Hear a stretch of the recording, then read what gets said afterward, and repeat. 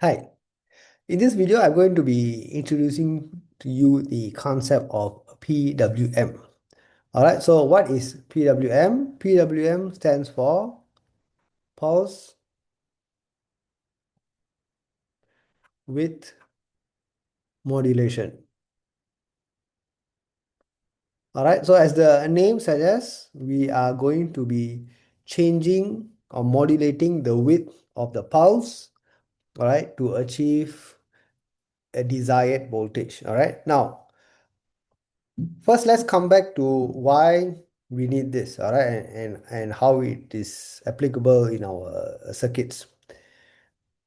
If you go back to some of the earlier designs, for example, when I said I want to connect, okay, to one of the pins, an LED, okay, and we light up, all right.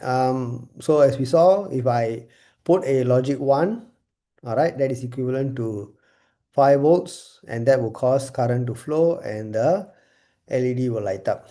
Okay, if I put in a logic 0, that is 0 volts and there is no current flow, so the LED won't light up. So effectively, as far as the LED is concerned, all right, there are only two states of operation. Okay, one it is off, the other it is on. Okay, and that means in terms of the brightness of the LED, there's again only two states. It's either off or it is fully bright. All right, because when I apply 5 volts, that is the maximum voltage that I can apply, so that is at its maximum brightness. All right, now the same thing applies, all right, when you talk about driving a motor. All right, so if I were to connect a motor, okay, if I have a DC motor, all right, and I want to connect up, okay, a battery or a source. If I connect it to a power source, all right, maybe I'll put a switch here, something like this. All right, maybe I put a resistor.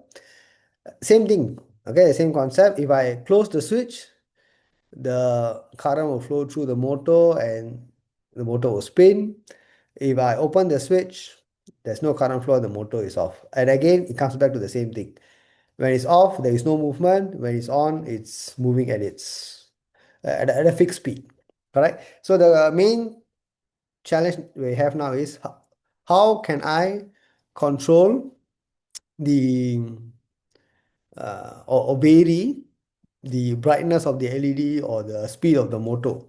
All right. Now, of course, in a manual mode of operation, all right, what we can always do is we say that, okay, instead of putting a fixed resistor, all right, I replace this with what we call a potentiometer.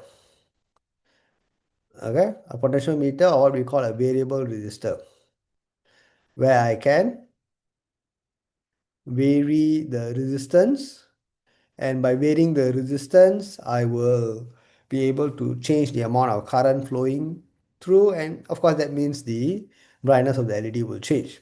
And the same thing I can also do it over here. All right, so that is again a manual approach.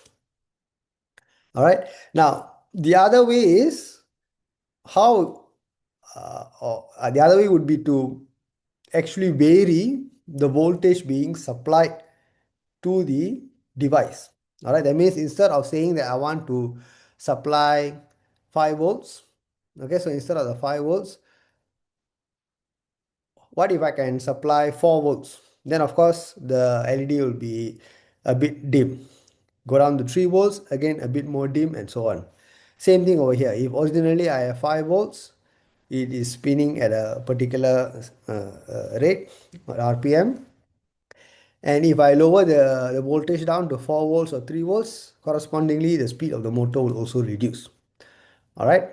Now, how can I do this? All right. Because as we know, as we have seen, when we do the digital write, okay, in our code, when we do the digital write, okay, we are basically setting the pin and we are only having two options here. All right. The two options are either high or low. All right, there is nothing in between. Okay, that means it's either 5 volts or 0 volts.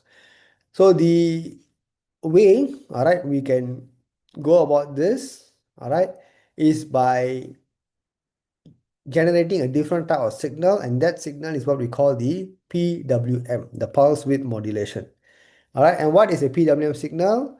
Basically, the concept comes that if I continuously switch between high and low, then what I get effectively is the average voltage. Okay, so let me show you.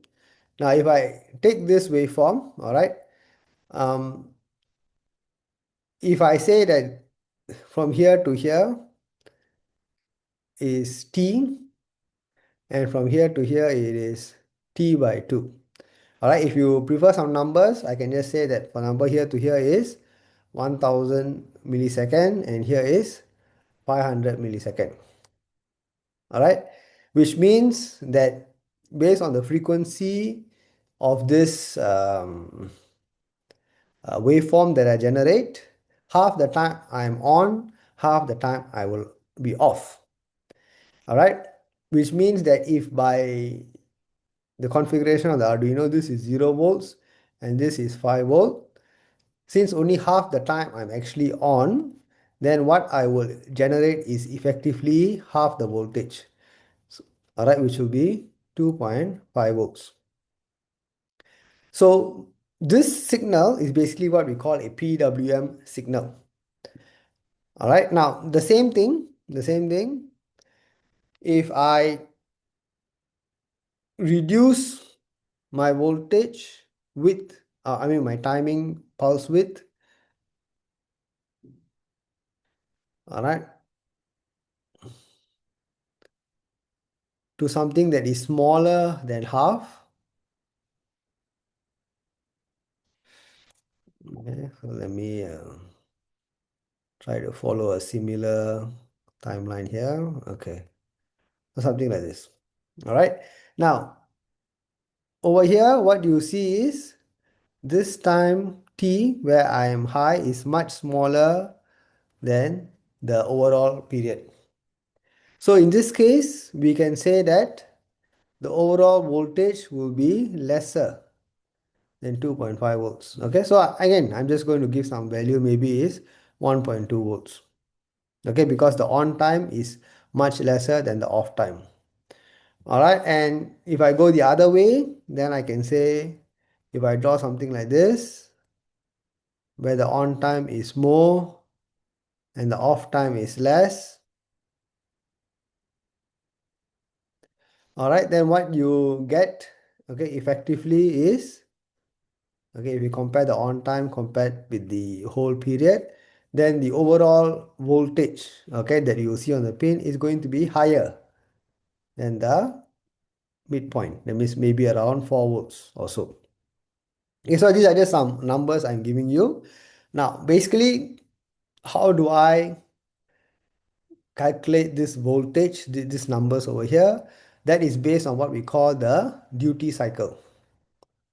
Okay, the duty cycle, and the duty cycle is the on time over the period multiplied by 100%.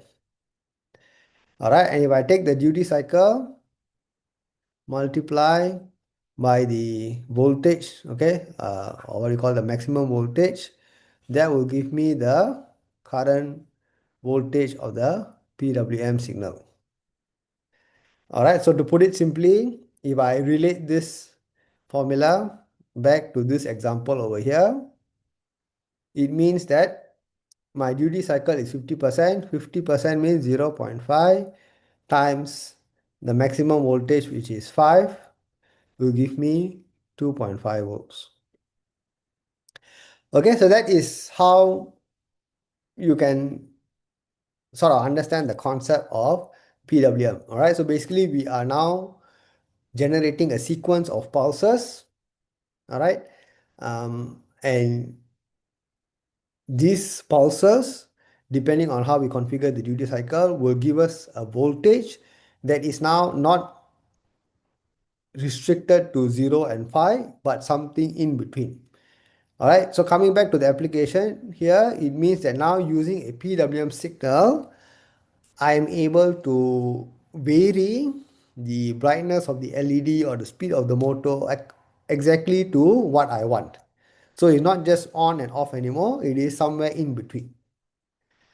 All right, so that is the um, key takeaway from this video.